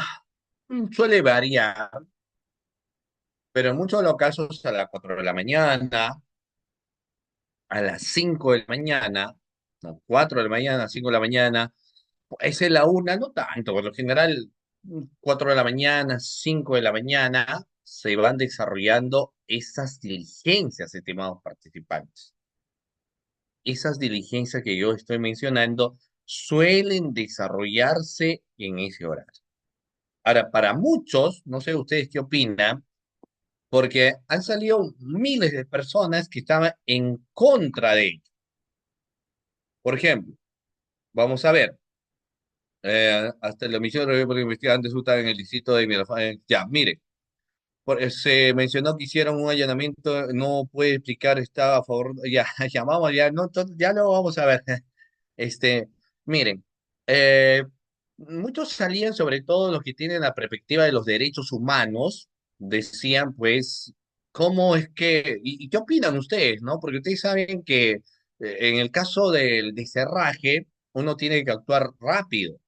Porque lógicamente no es que de frente uno va a venir a realizar la diligencia de cerraje y punto, sino que lo que uno tendría que hacer es tocar la puerta. Pero yo te pongo un caso y esperemos que lógicamente esto nunca suceda. Obviamente, ¿no? Pero ¿qué pasaría si el día de mañana, en la madrugada, pónganse en esta situación? El día de mañana a las 4 de la mañana les tocan la puerta. 4 de la mañana les tocan la puerta. 4 de la mañana. ¿Qué harían? No sé, están en medio sueño, están durmiendo plácidamente, sueño profundo, lo que fuese. Entonces ustedes escuchan pues la puerta, el timbre. Ustedes prenden la luz, no prenden la luz, qué sé yo, pero ahí de la cortina, ustedes miren, ¿qué está pasando? ¿No? ¿Quién está tocando de esa manera?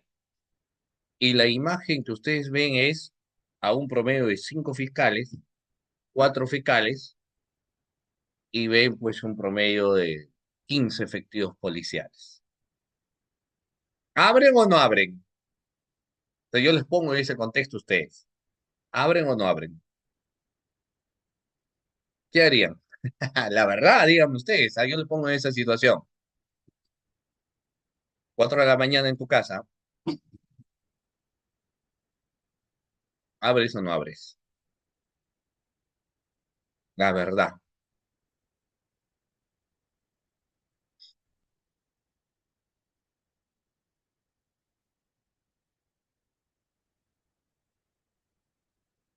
Hay alguien bonito que me dijo, el que nada debe, nada teme. Claro, tú me puedes engañar con muchas cosas, pero a la conciencia jamás. Como le diría, tú con tus palabras puedes decir miles de cosas. Puedes decir, soy inocente, no cometió nada. Yo soy una santa inquisición. Mírame, Aurora, mira mis alas. Yo no cometo nada. Puedes decir muchas cosas, pues, pero a tu conciencia no. Tu conciencia, o sea, finalmente el único que sabe las cosas que hace, que hizo, es uno mismo. A lo demás le puedes palabrear, ¿no? Puedes soltar algún tipo de borrea, lo que fuese, pero tu conciencia no, pues. Entonces, uno sabe lo que hizo. Entonces hay personas que dicen, uff, ya fue, ya. Entonces van buscando todos los medios de prueba para destruir, pues. Van diciendo, la laptop, quémalo. ¿Qué hacemos con otro? Ya otros que dicen, ya llegó mi fin y se suicidan, pues, se matan. Entonces, lógicamente, el actuar del fiscal en esos casos en concreto, juntamente con los efectivos policiales, tiene que ser un actuar de manera inmediata, hay que actuar rápido. Entonces, es actuar rápido, juntamente con los efectivos policiales, es actuar de manera inmediata, entonces va a ser que si no salen, inmediatamente con el deserraje. Entonces, tumba la puerta, ¿no? Tumbar la puerta. Entonces, ingresas y ahí tenemos otra circunstancia que ha generado mucha polémica, porque a las 4 de la mañana la persona, ¿cómo están, doctores? A ver, yo les pregunto a ustedes, a las 4, ¿cómo duermen ustedes? Disculpen la incidencia, ¿cómo duermen? ¿Con sus pijamas? Hay muchas personas que está su pijama, tú tienes la decisión, tu pijama, bueno, tu pijama de Mickey, de Minnie, lo que fuese, ¿no? Hay otra persona que le gusta arreglarse la cara, entonces duermen ahí con sus maquillajes, con su crema de lechuga, al estilo Hulk. Hay quienes se ponen los ruleros, entonces así están durmiendo, ¿no? Con sus pijamas, o algunos en verano, como me dice ahí, sin polo, sin nada, etcétera. Pero entonces uno ingresa, pues. Entonces la persona la encuentras ahí. La persona dice, ¡qué barbaridad! ¿Cómo han venido aquí? Entonces, ¿qué es lo que dice lo siguiente, no? Muy bien.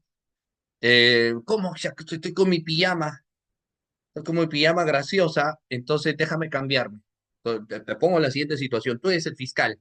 Te dice, mira, ¿cómo van a ingresar como si fuéramos delincuentes? ¿Qué les pasa? Me están empañando. No, no, ¿qué pasa? Y aparte estoy vestido. Déjame ahorita subir al segundo piso para cambiarme adecuadamente.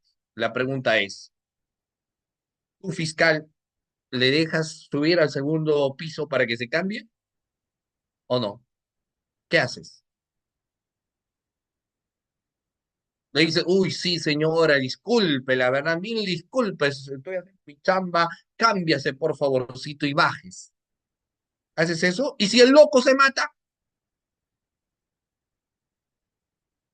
no vas a correr, pues lógicamente, doctores, algunas situaciones de riesgo en esa naturaleza, ¿o no? Claro, que tal se avienta, se escapa, entonces no, acá te quedas con tu pijama. Pero los derechos humanos, denúnciame, pues. Y ustedes saben que existe una causa de justificación. Estoy actuando en cumplimiento del ejercicio de un deber, de un derecho. Entonces, si actúo bajo ese imperio, no sucede pues absolutamente nada.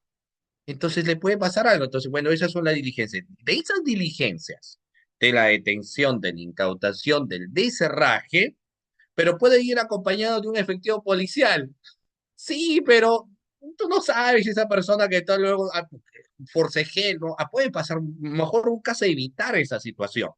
Por eso yo sé que quienes defienden los contextos de la dignidad, porque dejo de lado la causa de justificación y amparo el contexto de la dignidad. En el contexto de la dignidad es el trato como persona. Entonces, lógicamente, no me van a estar grabando, pues. O si me van a grabar es para que, por ejemplo, no en mi domicilio, o en el domicilio de una persona. Y ahí eso, mucho cuidado, hay que tener mucho cuidado, porque no hay que colindar con los temas de abuso. ¿Qué es lo que suele suceder? Bueno, la persona supuestamente ha cometido un hecho delictuoso, entonces lo van a detener, que graben, porque sí pueden tomar fotografías, sí puede haber grabaciones, pero esas fotografías tienen que quedar donde perenizadas en el acta fiscal. Tienen que quedar perenizadas en el acta fiscal. Entonces, por eso dicen que grabar. Está con su pijama, hay que grabar. Hay que tomar fotografías. Pero, doctores, ¿está permitido que esas grabaciones luego estén circulando por TikTok?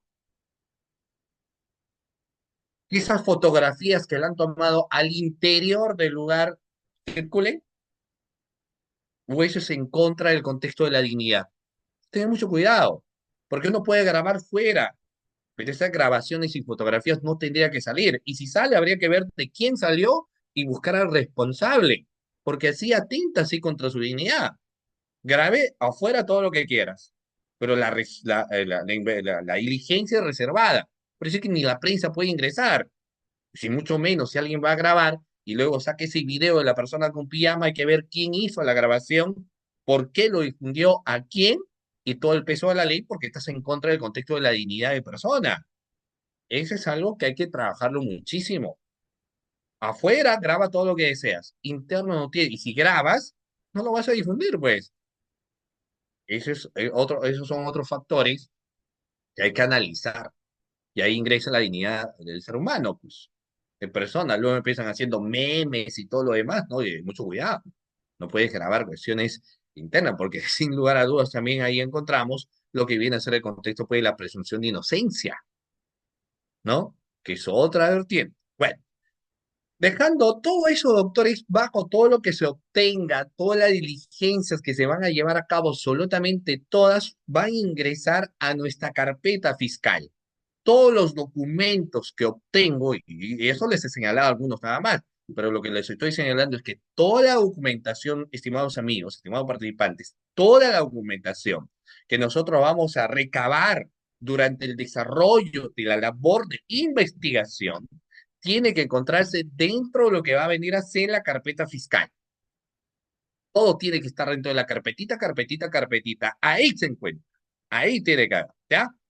Muy bien, ¿qué más? Puedo tener las actas levantadas, las disposiciones emitidas, las providencias, requerimientos. Ahora, para que no se olviden, a ver, vamos a ver si ustedes están atentos. Al inicio de la clase dije que el fiscal emitía tres cosas.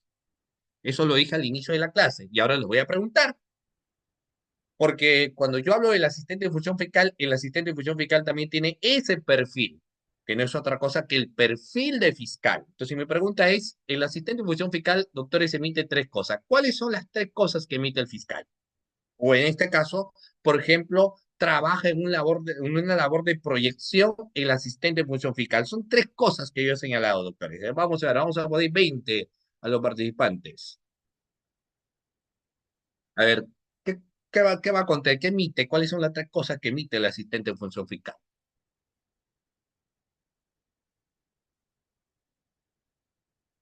¿Qué emite, doctores?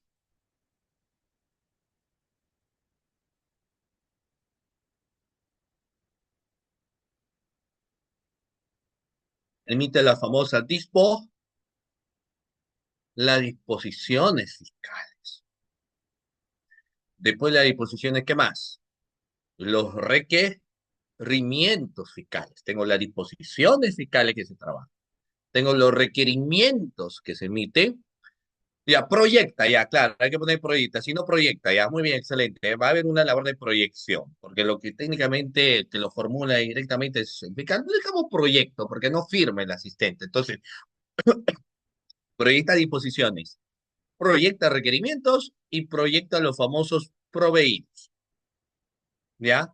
Los famosos pruebas. Emite tres cosas. Entonces, todo eso que yo les acabo de señalar también va a contener la carpeta fiscal. Por eso ustedes tienen el abanico. Yo podría descifrar cada uno de ellos, pero uff, imagínense, no nos va a alcanzar ahora. Entonces, acta levantada, disposiciones emitidas, providencias dictadas, requerimientos, resoluciones, todito, todito, todito, va a contener la carpeta fiscal. ¿Ya? Pregunta, la pregunta es, y ustedes lo pueden ver aquí, pregunta a la clase, ¿y quién es el responsable de la custodia de la carpeta fiscal? Vamos en esa pregunta, doctores. ¿Quién es el responsable de la custodia de la carpeta fiscal? ¿O quiénes? Porque no voy a decir quién nada más. ¿Quiénes son los responsables de la custodia, del cuidado que se tiene que dar a la carpeta fiscal? ¿De quién, doctores, es la responsabilidad? De nuestros amigos, pero el artículo 7, o sea, la gran mayoría de nosotros cuando hablamos de responsable de la custodia, ojo, estoy hablando de responsable, no del irresponsable, ¿no? Del responsable de la custodia, del cuidado de la carpeta fiscal, es o vienen a ser nuestros amigos, los asistentes en función fiscal. Ellos son los responsables, doctores. Pero también te deja la potestad de que pueda ser el asistente administrativo. Y esta, por eso yo la verdad, sinceramente, hay que hacer algunas modificaciones, pues, a esta resolución, ya del año 2006, por favor, ¿no? Como 18 años, ya son 18 años, hay que darle unas modificatorias pequeñas y hay que quitar, por ejemplo, porque lo que te dice aquí es secretario fiscal.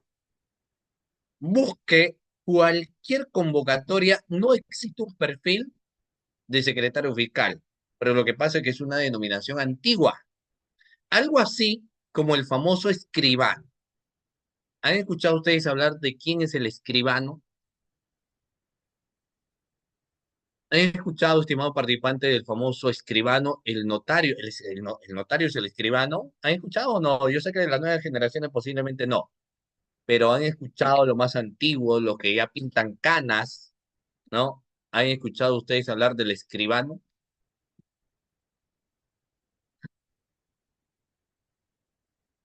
Claro, en Argentina notario, pero ahí está pues el tema, porque los de la generación de TikTok no saben. Pero las generaciones antiguas de no redes sociales, ¿no? De los abogados de peso, de los abogados que no tenían laptops y no tenían máquina de escribir, ¿no? Entonces ellos saben la denominación del famoso escribano. Y el escribano puede ser el secretario judicial, el que asistía al juez, decía, a ver, vamos al escribano, ¿no? Es una denominación porque muchos no conocen, porque ni siquiera quizás nacían. Claro, y antes eran los escribanos registran los actos jurídicos. Hoy en día ya no existen pues, los escribanos. Y me señalan, sin embargo, no sé si alguno de ustedes es de Arequipa, pero por ejemplo, me han señalado que en honor precisamente a los escribanos, han creado un plato típico en Arequipa denominado el escribano. Entonces, hay muchos en Arequipa dicen el escribano para chuparse los dedos. No he tenido la oportunidad de comer el platillo. El escribano, en un momento voy a Arequipa. Muy bien, entonces vamos a ver, ¿no? Hay que ver. No sé si ustedes han probado el escribano. He probado el escribano. Pero algo así como el escribano, pues en esta resolución del año 2006 le denominaban secretario fiscal. Entonces, ¿y a quién le decían? Pues a los de aquellos entonces asistentes en función fiscal lo denominaban como secretario fiscal. Hoy en día ya no es así.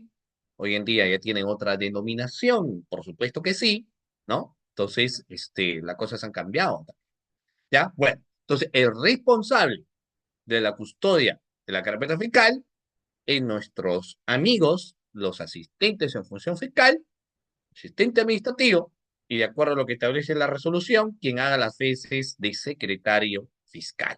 ¿Ya? Sigamos. La siguiente pregunta es, ¿y cuántos folios tiene o debe tener una carpeta fiscal? Pregunta, ¿cuántos folios, número de folios, debe tener o no debe superar en contenido? Técnicamente, doctor, es una carpeta fiscal. ¿Cuánto debe tener o no debe superar? Quienes han hecho prácticas, quienes han trabajado en el programa de voluntariado, quienes han hecho CESIGRA, saben de lo que les estoy hablando sobre la cantidad de folios que lógicamente debe contener, en este caso, una carpeta fiscal. ¿Y cuántos folios es la que debe contener una carpeta fiscal? El número de folios, doctores. El contenido del número de folios. ¿Cuánto es? Nos establece que cada tomo no debe pasar de 200 folios. Ya, y eso no lo digo yo, el artículo 11. Si alguien, por ejemplo, puede ser, ¿no? Porque como los cursos, antes no había pues cursos en asistente en función fiscal. Antiguamente, el primer curso en asistente en función fiscal lo saca la escuelita del Ministerio Público, si mi memoria no es frágil, y lo saca el año 2016 o 2017, el primer curso en asistente en función fiscal, la escuela del Ministerio Público. Pero era más un curso de Código Procesal Penal, porque no te enseñaban lo que ahora te enseñan. Era un curso dictado por fiscales, para asistentes de función fiscal, y muchos de los fiscales nunca habían sido en su vida asistentes de función fiscal. Incluso hoy en día hay muchos fiscales que nunca en su vida han sido asistentes de función fiscal y ahora son fiscales. Pero bueno, cualquiera fue la situación. Entonces, el curso era netamente procesal. Recién desde el año 2019 empiezan a salir los cursos en asistente en función fiscal y del 2019 hasta la fecha, de hecho el año 2021, claro, 2021, 2020, en plena finales de 2020 era un boom los cursos en asistente en función fiscal. Entonces incluso había convocatorias donde te pedían curso en asistente en función fiscal. A mí me parece positivo porque ya el chico que es futuro asistente en función fiscal ya conoce por lo menos qué es una carpeta, ya conoce por lo menos qué es un sistema de gestión fiscal, ya conoce disposición proveído, ¿no? Ya conoce, porque esos temas, disposición, requerimiento proveído, si bien es cierto, lo establece el Código Procesal Penal en la universidad, pues no te enseña. O hay un curso en la universidad donde diga, eh, porque sí te enseñan a hacer demandas, sí te enseñan a hacer denuncias, pero te enseñan a hacer disposiciones de requerimiento de prisión preventiva, requerimientos de acusación, disposiciones de formalización, proveídos, tal vez me estoy equivocando, pero algunos, sobre todo los que son universitarios, alguna vez les han enseñado algún curso porque elaboración de demandas y hay cursos, elaboración de denuncias hay cursos. pero la elaboración de requerimiento de prisión preventiva, requerimiento de detención preliminar, redacción de actas fiscales, ¿han llevado su curso o no? Yo le pregunto, ¿han llevado o no han llevado? Por eso es que la gran mayoría es pro defensa. Algunos lo han llevado en curso, pues porque no te enseñan, pues a veces, no te enseñan, no te forman en la universidad para ser fiscal. Deberían, yo creo que hacer una reforma ahí en el caso, sobre todo de los cursos de especialización, porque no todos quieren dedicarse al ámbito de la defensa privada. Hay muchos que quieren trabajar en el Poder Judicial, muchos que quieren trabajar en el Ministerio Público. Entonces hay que ir formando al semillero también para que este semillero, cuando crezca y toman la decisión, estoy hablando obviamente de los estudiantes de la carrera de Derecho, digan, yo quiero irme al Ministerio Público. Entonces, bueno, y este chico ya está formado, pues en temas por lo menos de conocimientos básicos en ello. Eso no sucede, pues. Debería. Hay que trabajar eso en las cuestiones de reformas también educativas. Pero bueno, el, el tema de los folios, el artículo 11 me dice que el fiscal, bueno, el artículo 11, perdón, acá está el artículo 2, me estoy equivocando. El artículo 12 nos dice que la carpeta fiscal no va a exceder de 200 folios. Así me deja establecido, me deja constancia que la carpeta fiscal no va a exceder de 200 folios por cada cuaderno. No va a exceder de 200 folios por cada cuaderno. Ahora, si ustedes me preguntan por qué, no tengo la más mínima idea, pero quizás algunos de ustedes, más creativos, ¿por qué nos dicen 200 folios?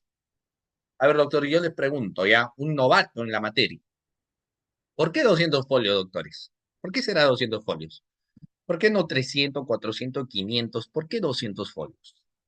¿Por qué? Hay una respuesta. ¿Por qué, doctores, será?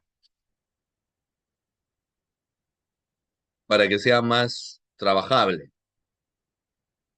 Porque es manejable. Una vez un estudiante me dijo, porque el Faster solamente da hasta 200. Y creo que era así, ¿no? Porque a veces si tú te pasas a 300, pobre Faster ya no ingresa, se rompe, ¿no? Porque al legislador se le dio la gana. Pues no sé, pues técnicamente sí, ¿no? Porque, bueno, el legislador, no es que el legislador el que elaboró la resolución y el que elaboró la resolución no es un legislador. Entiendo que previamente a ello se pide un informe a través de los canales, las coordinaciones o presidencia, y se establece un equipo de trabajo para que el equipo de trabajo elabore una resolución interna y ese equipo de trabajo es lo que dijo, pues 200 folios. Entiendo que el equipo de trabajo es personal que ha laborado dentro del Ministerio Público. Quiero creer ello, que ese es el equipo de trabajo porque vienes con la experiencia de trabajar en la institución. Entonces dices, bueno, son 200 folios. Pero ahora eso es importante. Hay que cumplir lo que dice la norma. Obviamente al juzgado le da lo mismo, ¿no? Porque tú le llevas una carpeta de 400 folios, le da lo mismo que sean tres, es más, desconoce el juzgado que tienen que haber 200 folios, entonces no te piden esa situación. Bueno, pero hay que cumplir por lo menos internamente a nivel Ministerio Público el cumplimiento de la misma, ¿ya? Muy bien, vayamos, doctores. Ya hemos dicho quién es el responsable, el asistente de función fiscal. ¿Y dónde creen que ustedes se deben guardar las carpetas fiscales? Porque la carpeta fiscal no tiene que estar en el piso, ¿ah? O sea, tu carpeta fiscal no tiene por qué estar en el piso, no tiene por qué estar ahí botado. ¿Dónde tiene que encontrarse? En los anaqueles. Y si no tienes anaquel, peticiona. Esa es tu chamba como asistente de función fiscal. Así mi fiscal no tiene, mi fiscal no ha pedido. ¿Y para qué tiene un asistente? Tú gestiona en ese momento a través del SEA, a través de un oficio, de los canales, los correos o personalmente, pero gestiona los anaqueles para que le entreguen a tu fiscal y finalmente tú vas a tener la custodia. Si no hay anaqueles, entonces, bueno, ahí tú puedes buscar parecido a los anaqueles que son los archivadores, algunos estantes acondicionados pero la idea es que tu carpetita fiscal se encuentre en los anaqueles. Yo recuerdo a muchos fiscales en realidad que hablaban cuál es la carta de presentación de un asistente en función fiscal. Sobre todo un asistente en función fiscal de una fiscalía provincial. Muchas gracias, José. Miren, ustedes saben que, ¿cómo tú te das cuenta? Porque algo bastante interesante del asistente de función fiscal, si bien es cierto, es que conozca, pero tú prefieres a un ordenado que conozca poco y luego pueda aprender, porque todo se aprende, ¿no? Sobre todo, pero si tú tienes a alguien que sabe bastante y es un desordenado en la patada, no interesa cuánto sepas. Necesito al ordenado con ganas de aprender, no al que tenga mucho conocimiento y es un desordenado total. ¿Me explico? ¿Por qué no al desordenado si es inteligente? Sí, pero ahorita es asistente, pues. Entonces yo necesito que el asistente sea muy ordenado. Necesito que los documentos lo ordene bien, los proveídos, que esté muy bien foliado la carpeta, ¿ya? Necesito que la pasta de la carpeta esté de manera adecuada, que esté bien organizada. Ya luego lo va a aprender. Es que se capacite, le pago su diplomado, su curso, etcétera. Va a aprender, finalmente todos podemos aprender. Y si va a estar en una fiscalía, va a terminar aprendiendo de una u otra forma. Pero si yo sé que es desordenado, si su carpeta está en otro lugar, a eso no lo prefieres, ¿no? Prefieres al ordenado que al desordenado que conozca. Es algo así como el fútbol, ¿no? Prefieres al disciplinado que le entrega punche para el equipo que el indisciplinado y que, entre comillas, tiene talento, pues, ¿no? Porque el indisciplinado te va a generar problemas, ¿ok? Bueno, entonces nos habla mucho también del contexto de la conservación que debemos tener en la carpeta fiscal. Hay que ponerlos en los archivadores, muy bien. Ahora, el inteligente puede ordenarse. Sí, también. Todo podemos cambiar. Todo podemos cambiar, sí, pues, ¿no? Pero también uno ve, pues, ¿no? Las ganas que uno quiere cambiar o no quiere cambiar. Si no quiere cambiar, bueno, también, pues, no vamos a estar esperando, ¿no? Este, en fin, bueno, va a depender mucho de la paciencia de tu fiscal también. Vamos a ver, entonces, la conservación es ello. Ahora, ¿qué sucede? Hay una pregunta interesante. ¿Puedes llevarte las carpetas fiscales a tu casa? ¿Puedes llevarte las carpetas fiscales a tu casa? De poder puedes, de deber no te recomiendo. Te recomiendo que no te lleves. Ahora que puedes llevarte, sí puedes llevarte, sin lugar a dudas. Que debas llevarte, te reitero, no debes hacerlo. ¿Por qué? Te pongo el siguiente caso. Imagínate que tú eres este asistente de función fiscal. Entonces, tú eres este asistente de función fiscal y tú dices, hoy es viernes, me voy a llevar las carpetitas a mi casa, porque el lunes, sábado y domingo voy a trabajar estos proyectos de esta carpeta. Sábado trabajo, domingo trabajo, y el día lunes entrego mi proyecto. Entonces, sábado y domingo trabajo, para que mi jefe se sienta orgulloso de mí. Entonces dices, ¿y ahora qué hago? Agarro mi mochila, ¡fam! Tu mochila y ahí llenas. Tomo uno, tomo dos, tomo tres, cuatro, cinco, lo que fuese, llenas todos tus tomos a tu mochila. ¿Tú? En el hombro y te vas con tu mochila. Y ahora no tengo para el taxi, pobre, la vida del asistente de función fiscal, no ganas mucho, etcétera. Depende de la convocatoria, o 728 CAS, en fin, lo que fuese. Pero entonces tú estás con tu mochilita y tienes que tomar tu combi. Tomas tu combi, ahí estás con tus carpetitas, y de repente aparecen unos delincuentes con la inseguridad ciudadana que está habiendo hoy en día. Entonces los delincuentes suben y dicen, manos arriba, entreguen todo, y te apuntan con el arma. Te apuntan con el arma y te dicen, y te quitan la mochila, y los delincuentes se van. ¿Qué harías? ¿Qué harías en ese momento? Entonces subieron. Cuidado con el arma, tú estabas con tu mochila, tenías la carpeta y se llevaron, ¿no? Y encima el otro que venía atrás, ¡pum! Te mete un puñetazo en la nariz, te rompe la nariz, porque tú estabas forcejeando y el otro, ¡pum! Te metió uno. Tú sabes cómo son los delincuentes. Delincuentes atacan en ese momento. ¿Qué harías? ¿Qué haces?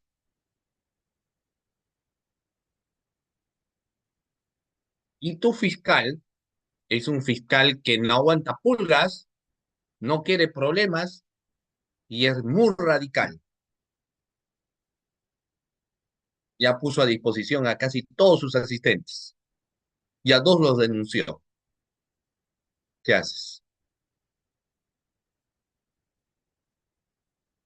Entregarse a todos los santos porque el jefe te va a picar. ¿Qué harían, doctor?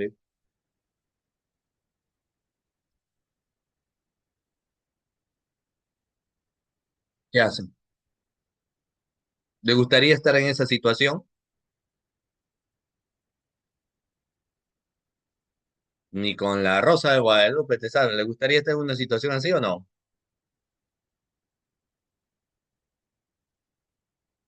Llorando más. ¿Qué harías, pues? Uno nunca sabe lo que puede pasar, ¿no? Tú has tenido toda la intención de llevar tus carpetitas el fin de semana para trabajarlas, para chambearlas. Tú has dicho, yo me voy el fin de semana, yo trabajo mis carpetas fiscales. Eso fue la idea que tú tenías. Fuiste con esa intención de trabajar tus carpetitas fiscales. Querías trabajar tus carpetitas fiscales. No que simplemente te estabas llevando ahí, ¿no? Para que se solen, para que respiren aire, ¿no? Simplemente tú lo ibas a chambear tu carpeta fiscal. Pero sucedió eso. Va a depender mucho de tu fiscal. Se perdió una carpeta. ¿Qué hay que hacer? La típica se le va a pedir un informe. ¿Pidió permiso? No pidió permiso. Uf, repetimos copias. Va a depender mucho del fiscal, no va a depender si es una denuncia, si es original, depende de muchos factores, porque puede ser en otras circunstancias, aunque está bastante complicado porque igual se te va a pedir un informe, ah, denunciar estos hechos, obviamente, vas a ser testigo de ello. Si no has tenido autorización, bueno, el fiscal no se va a quedar, creo yo, quemarse contigo, va a remitir copias a potencial humano. El potencial humano te va a abrir un proceso disciplinario. Si llevaste las carpetas, falta grave. ¿Qué significa? Depende de tu régimen, depende mucho de ello. Chao, te vas. Hasta ahí tranquilo, porque si el fiscal se raya, podría decir, lo denuncio, porque, no sé, que inicien contra lo que resulte responsables. También el remito y a la otra fiscalía te inicia la investigación porque quizás tú adrede has buscado desaparecer la carpeta. No sabemos. Entonces, moraleja, no te lleves nada a tu casa. ¿Qué te lleves? Llévate, escanéatelo. Claro, escanéatelo. Profe, ¿y si me voy del Ministerio Público como asistente, el Ministerio Público me recordará? ¿Qué opinan? ¿El Ministerio Público hará una estatua de mi persona?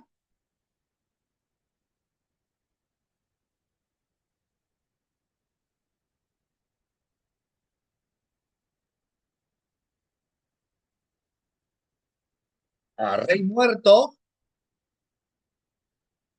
rey puesto. ¿Qué significa? Ficha de ajedrez. No hay asistente, convocatoria. Vengo otro asistente. ¿Me recordará? Hijo mío, a veces ni tu mamá te recuerda. ¿Tú crees que te va a recordar? Ya pues. Entonces, hay que ser muy cuidadosos.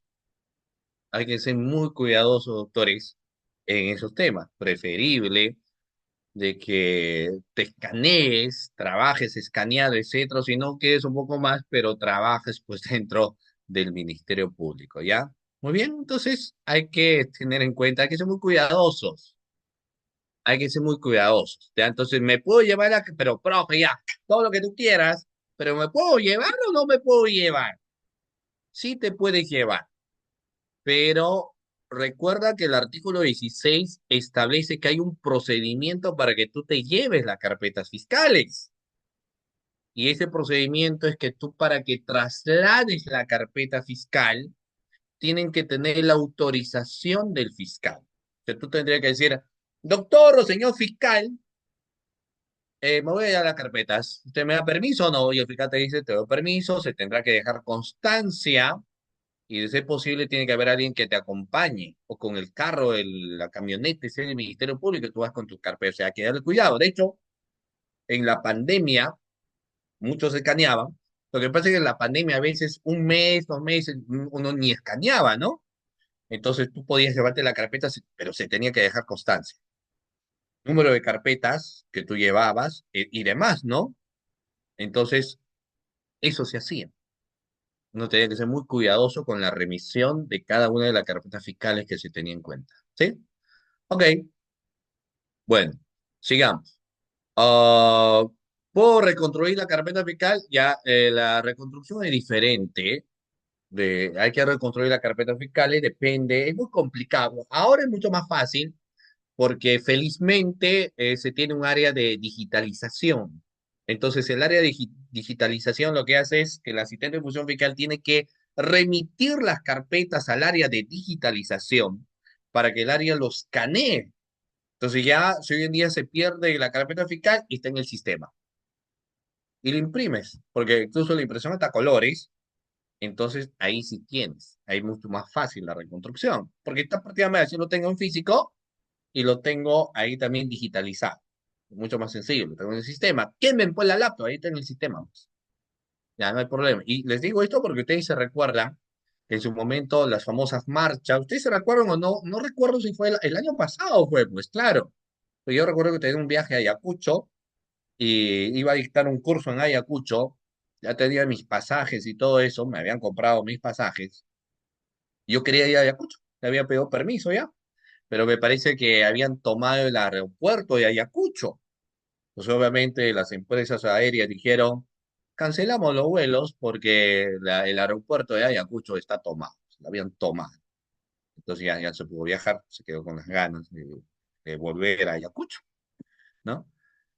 Pero así, y justo paralelamente para esas situaciones, en varias manifestaciones que se daban al interior del país, ingresaban pues a la fiscalía, ¿se recuerdan o no? ¿Y qué hacían con las carpetas cuando ingresaban a la fiscalía? Pues acaso que los quemaban, quemaban las carpetas. Decía, para la población estamos haciendo, usted quemando las carpetas, estás tratando de que generen impunidad, ¿no? Entonces lo quemaban. Yara, pero tú como fiscal, ¿qué harías si acaban de quemar tu carpeta? ¿Qué harías tú como fiscal? Tú eres fiscal, ¿qué vas a hacer? ¿Qué vas a decir? Dios mío, ¿qué hago? Tú eres el fiscal, ¿qué vas a hacer? Solución, ¿qué harías? Para algo de fiscal, bueno, ¿qué harías?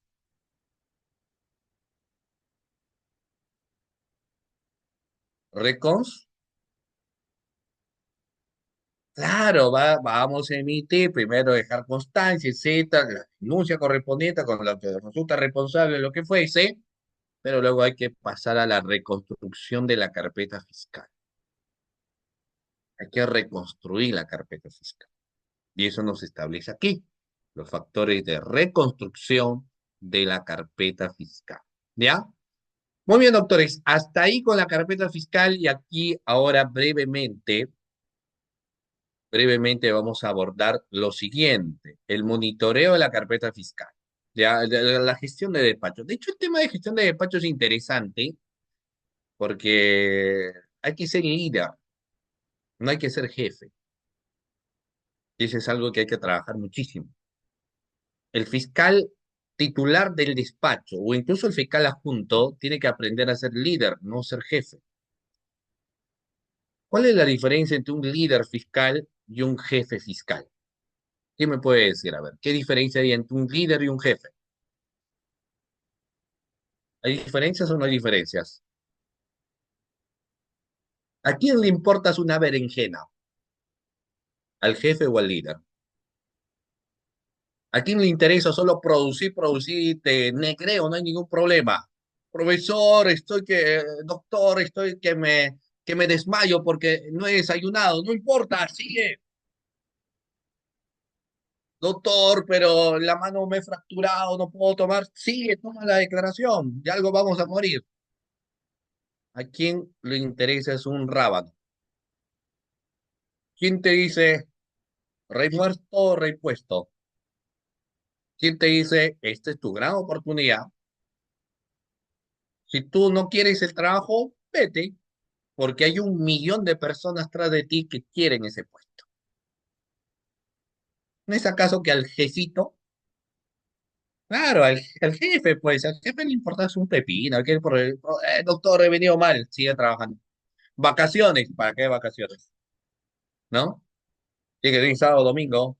Doctor, ya me tengo que ir, estoy estudiando la maestría, tiene muchas cosas que hacer. Entonces, no le importas. Y eso no es un buen trabajo de gestión. Y el provincial no puede ser ello. Tiene que ser el día, hay que trabajar por eso los temas de gestión. Hay que trabajar el tema de motivación al personal. El personal no produce, hay algo que está pasando con el personal. Es cierto que eso ya es una labor íntegra del provincial. El provincial tiene que saber gestionar el despacho. Todos somos iguales. Pero si el provincial va haciendo diferencias, este es mi asistente, es mi consentido, este no es mi consentido y esto me cae mal. Entonces, lógicamente, ahí sí tenemos problemas, porque todos tendrían que ser iguales. Si cunda la diferencia en cuestiones de gestión, va a haber, obviamente, resentimientos y celos. Entonces, una primera característica de quien tendría que gestionar un despacho es tener el perfil del líder del despacho, que sepa comunicar y sobre todo que sepa motivar a su personal. O sea, ustedes saben, hay mucho que no, le voy a decir varias cosas delante de todos para que escuchen. Todavía hay un pensamiento inequívoco porque ustedes saben la frase de que se corrige en secreto y se felicita en público. ¿Has escuchado o no esa frase? Se corrige en secreto y se felicita en público. ¿Para qué te voy a llamar la atención de todo lo demás? ¿Para hacerte ver la autoridad que yo tengo sobre ti? Cuando yo podría decirte, ven a mi oficina, converses y ahí conversar, ¿no? Y ver qué cosa está pasando, por qué no está produciendo, por qué no está siendo ordenado, qué está sucediendo, porque eres parte de mi despacho. Entonces, en base a ello, pues si tenemos que decir las cosas como tienen que ser, será en interno, pero no en público. Pues, hay que tener en cuenta eso, hay que tener modales, hay que tener dominio emocional. Si tú eres jefe del despacho o líder, tienes asistentes, o sea, no puedes venir y aventarle la carpeta al asistente, tratarle mal al asistente. Si estás peleado con tu esposa, con tu esposo, como algunos dicen coloquialmente, con el marido, con quien fuese, las situaciones molestas de tu casa, déjalas en tu casa, no en el trabajo, no te vas a desquitar con el asistente. Tu problema lo dejas ahí, finalmente tu asistente no tiene la culpa, pues. Entonces, tendríamos que trabajar el dominio emocional también, porque tú como fiscal sabes que diriges un grupo humano, sabes que tienes un asistente, y lo otro, tiene que, de una u otra manera, saber explicar, pues. A veces he escuchado cuando uno dice, no, yo solamente digo una vez, no repito. Ya, pues hay que trabajar con estas situaciones, ¿no? Hay que explicarles, hay que señalar algunas cuestiones, lógicamente, para que motives al personal. Entonces, el personal motivado, el personal que está muy bien, entonces va a producir, porque va a decir, mira, yo mato no solamente porque me gusta, sino porque me ha tocado un buen fiscal. Entonces, se ha comportado muy bien conmigo, yo lo hago. Ahora, no solamente hay que chancar, obviamente, a los fiscales, pero también hay que llamar, pues, la atención también a los asistentes, ¿no? Por ejemplo, hay algo que hay que entender, es que el horario de ingreso es a las 8, hay tolerancia, y se entiende que el desayuno tú tomas antes. No vas a tomar tu desayuno pues a las 8 de la mañana, ni a las 8:15, ni a las 8:30. O sea, vas a tomar tu desayuno en horario laboral. Entonces, por favor, pues habría que llamarte la atención. Si no, una visita tendrían que aperturarte un proceso disciplinario, porque no puedes tomar tu desayuno en horario de trabajo. Lo desayunes antes. No, pero no he tomado. Entonces, pues, no, pero lo que pasa es que yo vivo lejos, entonces no estés en TikTok, pues. Entonces, duerma temprano para que levantes temprano. Muy bien, hay que tener esa situación. Hay cosas.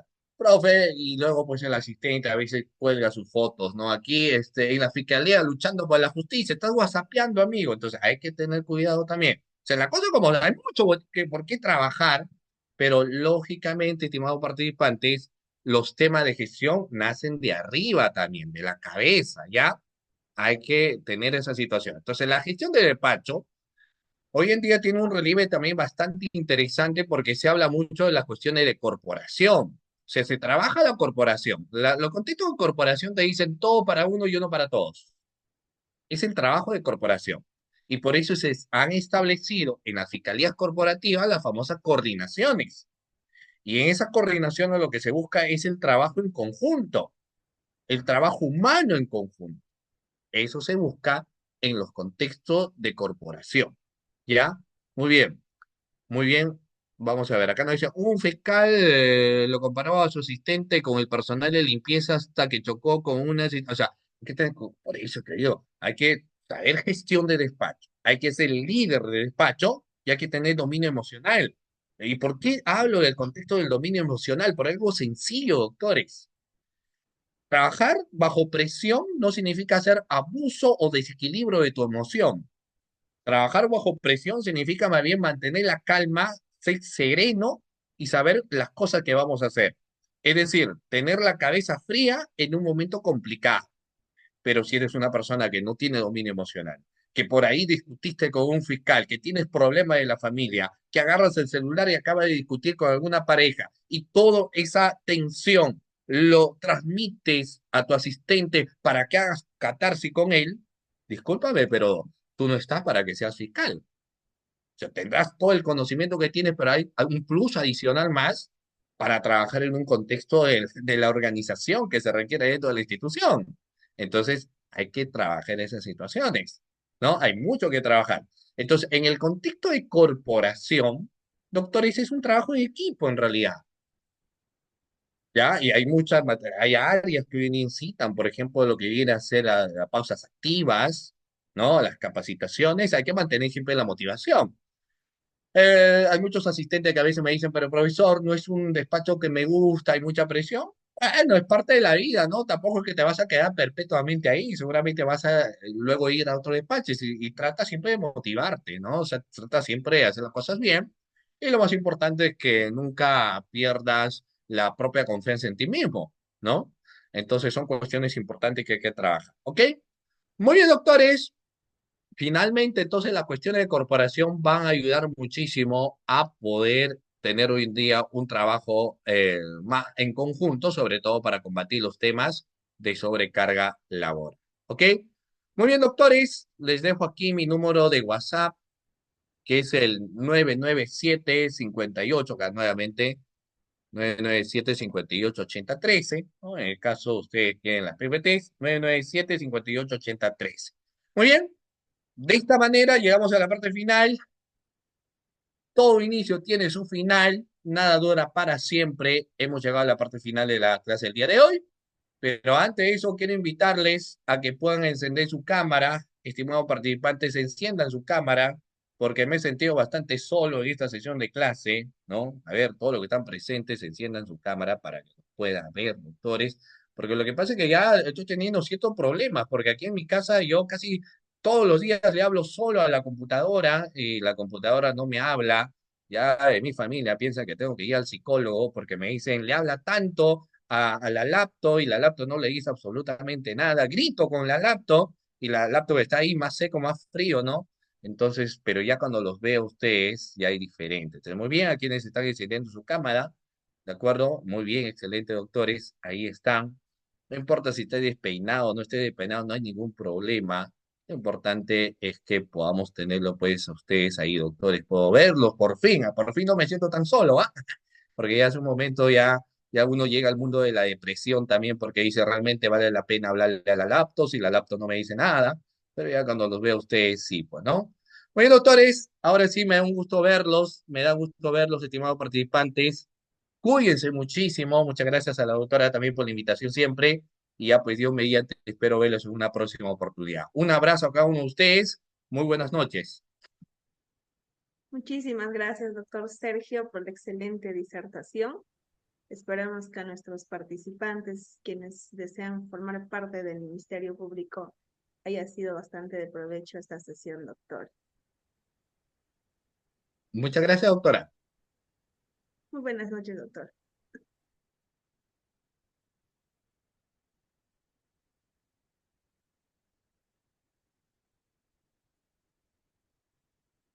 Mm.